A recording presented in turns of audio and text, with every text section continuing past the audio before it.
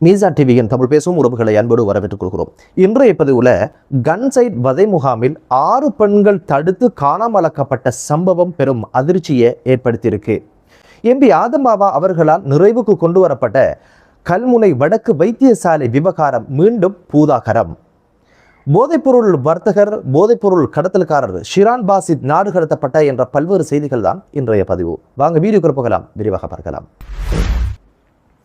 கன்சைட் வதை முகாமில் 6 பெண்கள் கடத்தப்பட்டு சித்திரவதைக்கு ஆளாக்கப்பட்டு காணாமல் ஆக்கப்பட்டதோட மற்றொரு பெண் கர்ப்பமாக்கப்பட்டார் என்ற அதிர்ச்சியூட்டும் செய்திதான் இப்போது விசாரணையில தெரிய வந்திருக்குது. திருகோணமலை நீதவான் நீதிமன்றத்தினுடைய நீதிபதியினுடைய உத்தரவுக்கு அமைய பொலிஸ்மா அதிபர் சிஐடியினருக்கு இந்த ஒரு விசாரணை தொடங்கும்படி உத்தரவை இட்டிருந்தாங்க. அதுக்கு நாங்கள் சிஐடியினர் மேற்கொண்ட விசாரணையில இப்போது உறுதிப்படுத்தியிருக்கிறாங்க. இந்த ஒரு விஷயத்தினுடைய துவக்க புள்ளி என்ன அப்படின்னு பார்த்தீங்கன்னா, 2008 காலப்பகுதியில் 11 இளைஞர்கள் கடத்தி கப்பங்கக்கப்பட்டு காணாமல் ஆக்கப்பட்டாங்க. விசாரணைகள் தெரிய வந்த ஒரு விஷயம் என்ன அப்படின்னு பார்த்தீங்கன்னா, நேவி சம்பத்தினுடைய குழுவினர் தான் இந்த 11 இளைஞர்களையும் கடத்தி கப்பங்கட்டு அவர்களை கன்சைட் வதை முகாமில் வைத்து தான் காணாமல் ஆக்கப்பட்டாங்க அப்படின்னு ஒரு விஷயம் தெரிய வந்தது. இந்த ஒரு விஷயம் குறித்து சிஐடி விசாரணையை தொடங்குவதற்காக கன்சைட் வதை முகாமுக்கு போயிருந்தாங்க. அங்கு விசாரணைகளை தொடங்கிய சந்தர்ப்பத்தில் சுவரில் சாந்த என்ற ஒரு பெயர் எழுதப்பட்டிருந்தது. ஒரு சவர்க்கர கடதாசியிலும் அதே எழுத்து எழுதப்பட்டிருந்தது. இரண்டையும் ஒப்பிட்டு பார்த்ததுல தான் சாந்த என்ற நபருடைய கையெழுத்து அப்படின்னு ஒரு விஷயம் தெரிய வந்தது. 11 பேரை தேடி வந்த இடத்துல சாந்த இப்படி உள்ள வந்தார் அப்படின்னு சொல்லி மேலும் புதிய ஒரு விசாரணையை ஆரம்பிச்சாங்க சிஐடியினர். அந்த விசாரணையில் ஒரு தெரிய வந்த ஒரு விஷயம் என்ன அப்படின்னு பார்த்தீங்கன்னா, கேகால பிரதேசத்தைச் சேர்ந்த சாந்தையும் அவருடைய நண்பரையும் இதே குழுவினர் தான் கடத்தி கன்சைட் வதை முகாமில் வைத்து தான் காணாமல் ஆக்கினாங்க அப்படின்னு ஒரு விஷயம் தெரிய வந்ததோட மீண்டும் புதிய ஒரு விசாரணையை தொடங்கி அதற்கான வழக்கையும் தாக்கல் செஞ்சாங்க. இந்த 2 விஷயங்களையும் விசாரிச்சு கொண்டு போற சந்தர்ப்பத்தில் தான் கன்சைட் வதை முகாமுக்குள்ள மேலும் பெண்கள் கடத்தப்பட்டு காணாமல் ஆக்கப்பட்ட ஒரு விஷயம் தெரிய வருது. இந்த ஒரு விஷயத்தை கையெழுத்த சிஐடியினர் பல்வேறு நபர்களிடம் இருந்து வாக்குமூலங்களை பெற்றுக்கொண்டாங்க. அந்த வாக்குமூலங்களில் தெரிய வந்த ஒரு விஷயம் என்ன அப்படின்னு பார்த்தீங்கன்னா, கன்சைட் வதை முகாமுக்கு உள்ள இன்னொரு பங்கர் இருந்ததாகவும் அதில் சில பெண்கள் தடுத்து வைக்கப்பட்டதாகவும் அதில் 5 பெண்கள் சித்திரவதைக்கு ஆளாக்கப்பட்டு படுகொலை செய்யப்பட்டதாகவும் அதில் ஒரு பெண் துஷ்பிரயோகத்துக்கு ஆளாகி கர்ப்பமானதுனால இவ வெளியே விட்ட சிக்கலாகும் என்பதனால இவவையும் காணாமல் ஆக்கிட்டாங்க அப்படின்னு திடுக்கிடும் செய்தியை இப்போது சிஐடியினர் நீதிமன்றத்தில் பி அறிக்கையாக சமர்ப்பிச்சிருக்கிறாங்க. இந்த குறித்த பெண் படுகொலை செய்யப்பட்டாவா இல்லையா என்ற ஒரு விஷயம் இதுவரைக்கும் உறுதி செய்யப்படாத சூழ்நிலையில மேலும் மேற்கொண்ட விசாரணைகளை கிட்டத்தட்ட 600க்கும் அதிகமானவங்க இந்த முகாமில் தடுத்து வைக்கப்பட்டு காணாமல் ஆக்கப்பட்டிருக்காங்க அப்படின்னு ஒரு விஷயம் இப்போது முதற்கட்ட விசாரணையில தெரிய வந்திருக்குது. திருகோணமலையினுடைய பிரதான நீதவான் நீதிமன்றத்துடைய நீதிபதியும் சிஐடியினரும் குறித்த இடத்திற்கு விஜயம் செய்து இவைகளை ஆய்வு செய்து இவைகளை பரிசோதனைக்கு உட்படுத்தியிருக்காங்க. 11 இளைஞர்கள் கடத்தப்பட்டு காணாமல் ஆக்கப்பட்ட விவகாரத்துல நேவி சம்பத் என்ற சந்தேக நபரை மறைத்து வைத்து வெளிநாட்டுக்கு தப்பிச் செல்வதற்கான உதவி ஒத்தாசைகளை வழங்கினார் என்ற குற்றச்சாட்டுல முன்னாள் கடற்படை தளபதி விஜய குணவர்தன் அவங்க கைது செய்யப்பட்டாங்க. 2020ஆம் ஆண்டுல இந்த வழக்கில இருந்து அவரை விடுதலை செஞ்சிருந்தாங்க கோட்டாபய ராஜபக்சவனுடைய அரசுல. இந்த அரசு வந்ததுக்கு பிற்பாடு இந்த ஒரு வழக்கு மீண்டும் விசாரணைக்கு உட்படுத்தப்பட்ட சந்தர்ப்பத்தில் மீண்டும் 3வது சந்தேக நபராக இந்த வழக்குல குறித்த முன்னாள் கடற்படை தளபதியை பெயரிட்டிருப்பது என்பது விசேட அம்சமாக பார்க்கப்படுது. 6 பெண்கள் கடத்தப்பட்ட 5 பேர் படுகொலை செய்யப்பட்டதும் மற்றொரு பெண் கர்ப்பமாக்கப்பட்ட நிலையில் காணாமலாக்கப்பட்ட விவகாரம் குறித்து இப்போது இந்த ஒரு விசாரணையும் தொடங்கப்பட்டிருக்கு. இனி என்ன உதய கம்மம்ல உடனடியாக அள்ளி அடிச்சு கொண்டு ஊடகங்கள்ல புலம்பெயர் தமிழர்களை திருப்திப்படுத்துவதற்காக இந்த அரசு இப்போது ராணுவ வீரர்களை பழிதிக்க நினைக்குது அப்படின்னு சொல்வதற்கான ஏற்பாடுகளை செய்வார் என்பது தெரியுது. யுத்தத்தை முடிச்சவங்களாக இருந்தா என்ன, முடிக்காதவர்களாக இருந்தா என்ன, பாதிக்கப்பட்டவர்களுக்கு நீதி கிடைக்கணும். இந்த குற்றங்களுக்கு பின்னின்று செயல்பட்ட அனைவரும் சட்டத்தின் முன் நிறுத்தப்பட்டு இவர்கள் தண்டிக்கப்படணும் அப்படின்றதுதான் பாதிக்கப்பட்ட தரப்பினுடைய வாதமாக இருக்குது. பொறுத்திருந்து பார்க்கலாம் சிஐடியினுடைய விசாரணையில என்னென்ன விஷயங்கள் வெளிவரப்போகுது அப்படின்னு சொல்லி.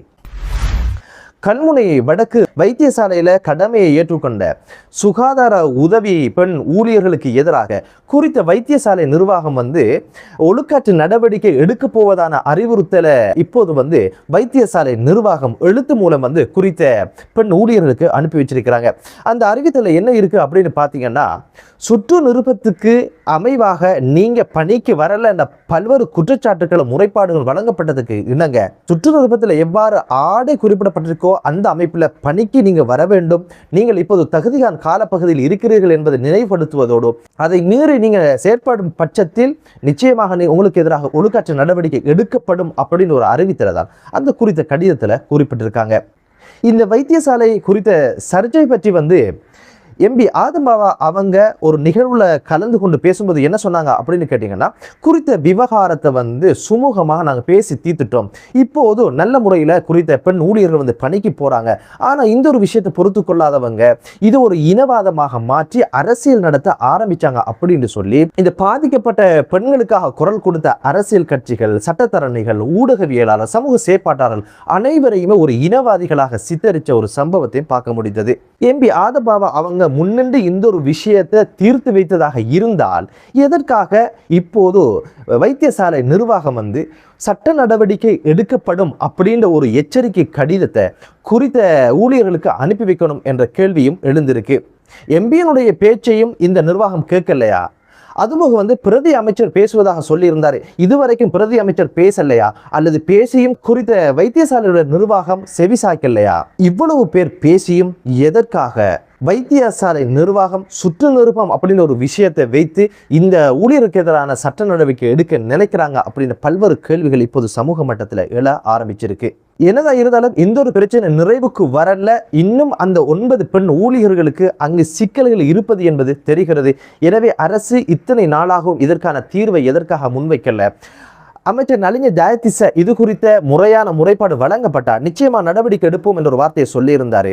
சமூக நீதி கட்சி உத்தியோகபூர்வமான ஒரு முறைப்பாடையும் வழங்கி இருந்தது. அதுபோக எம்பி ஆதம் பாவா அவங்களும் ஒரு முறைப்பாடை வழங்கியிருக்கிறாரு. இத்தனை முறைப்பாடுகள் வழங்கப்பட்டும் இன்னும் கல்முனை வைத்தியசாலையில் ஏற்பட்டிருக்கின்ற இந்த ஒரு முரண்பாடு குறித்து அரசு எந்த ஒரு தீர்வை முன்வைக்கல அப்படின்னு ஒரு விஷயம் தான் தெரிய வருது.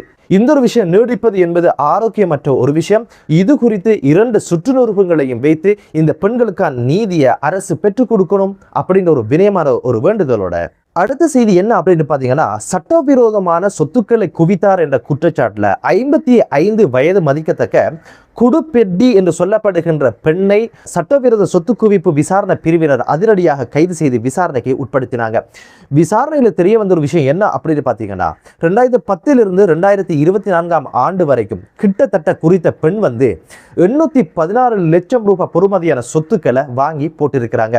இந்த சொத்துக்களை வாங்குவதற்கு பணம் எங்கிருந்து அப்படின்ற ஒரு விஷயம் குறித்து விசாரணை நடத்தியதில் தெரிய வந்த ஒரு விஷயம் தான் போதைப் பொருள் வர்த்தகத்தினூடாக ஈட்டப்பட்ட பணத்தினூடாகத்தான் இந்த சொத்துக்களை வாங்கியிருக்கிறார் அப்படின்ற ஒரு விஷயம் தெரிய வந்ததன் காரணமாக இப்போது பணம் துய்தாக்கல் சட்டத்தின் குறித்த பெண்ணுடைய சொத்துக்களை முடக்குவதற்கான ஏற்பாடுகளை இப்போது போலீசார் எடுத்து வராங்க.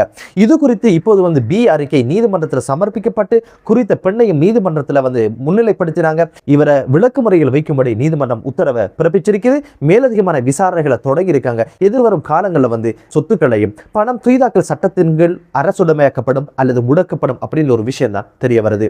அடுத்த செய்தி என்ன அப்படின்னு பார்த்தீங்கன்னா, கடந்த ஜூலை மாதம் 23ஆம் தேதி வத்தல ஒரு ஹோட்டல்ல பிறந்த நாள் ஒரு கொண்டாட்டத்தில் வச்சு 2 நபர்கள் ஒருவர் மீது துப்பாக்கி பிரயோகத்தை மேற்கொண்டு அவரை படுகொலை செய்த சம்பவத்தை அடுத்து குறித்த 2 நபர்களையும் கைது செய்வதற்காக போலீசார் வலைவீச்சை நடத்தியிருந்தாங்க. ஆனால் இருவரும் சிக்கல்ல. இப்போது இந்தியாவுக்கு தப்பி போகலாம் அப்படின்னு ஒரு முயற்சியில் கட்டுநாயக்க விமான நிலையத்துக்கு போன சந்தர்ப்பத்தில் அங்கே பொறி வைத்து போலீசார் இருவரையும் கைது செய்து சிசிடி பிரிவினரிடம் ஒப்படைச்சிருக்கிறாங்க. இதுக்கு பின்புலமாக இருந்தது யார், என்ன ஏது என்பதை தேடி பாருங்க அப்படின்ற மாதிரி தான் இப்போது 2 நபர்களையும் சிசிடி பிரிவினர் ஒப்படைச்சிருக்கிறாங்க. அடுத்த ஒரு விஷயம் என்ன அப்படின்னு பார்த்தீங்கன்னா, கடந்த மே மாதம் துபாய் நாட்டில் அதிரடியாக கைது செய்யப்பட்ட போதைப்பொருள் கடத்தல்காரரான ஷிரான் பாசித் நேற்றைய தினம் நாடு கடத்தப்பட்ட சம்பவம் பதிவாக இருந்தது. கட்டுநாயக்க விமான நிலையத்தில் வைத்து சிஐடியினர் இவரை கைது செய்து மேலதிக விசாரணைக்காக சிசிடி பிரிவினரிடம் இவர் ஒப்படைக்கப்பட்டிருக்கிறார். கடந்த மே மாதம் ஈரான் துபாய் மீது தாக்குதல் நடத்தியது. அந்த தாக்குதல் காணொலிகளாக தமது போன்களை வைத்திருந்த குற்றச்சாட்டில் இலங்கையைச் சேர்ந்த பல பேர் கைது செய்யப்பட்டாங்க. அந்த கைது செய்யப்பட்டவர்களையும் ஷிரான் பாசித் ஒருவராக இருந்திருக்கிறார். அவர் விளக்குமுறை காலம் முடிந்ததற்கு பின்னால் இப்போது துபாய் அரசு நாடு கடத்திருக்கிறது. ஆல்ரெடி இவருக்கு எதிராக ரெட் நோட்டீஸ் பிறப்பிக்கப்பட்டதன் காரணமாக இவரை இலங்கை அரசு தேடிக்கொண்டிருந்த சூழ்நிலையில தான் சும்மா கிடைச்சது அன்பளிப்பு அப்படின்ற மாதிரி தான் இப்போது எந்த ஒரு சேதாரமும் இல்லாமல் ஷிரான் பாசித்தை இப்போது சிஐடி கைது செய்து ஷிரான் பாசித் இப்போது விசாரணைக்கு உட்படுத்தியிருக்கிறாங்க. விசாரணையெல்லாம் தெரிய வரும் ஷிரான் பாசித் மேற்கொண்ட குற்றங்கள் என்ன, எவ்வகையான போதைப்பொருள் வர்த்தகங்களில் ஈடுபட்டார் என்ற பல்வேறு விஷயங்கள் தெரிய வரும். பொறுத்திருந்து பார்க்கலாம். என்னதான் இருந்தாலும் இனவாதம் அல்லாத, மதவாதம் இல்லாத, ஊழல் இல்லாத ஒரு தேசம் உருவாகட்டும் என்ற வளமையான ஒரு பிரார்த்தனையோடு மற்றொரு காணொலியில் உங்கள் அனைவரையும் சந்திக்கும் வரை விடைபெறுகிறேன். நன்றி.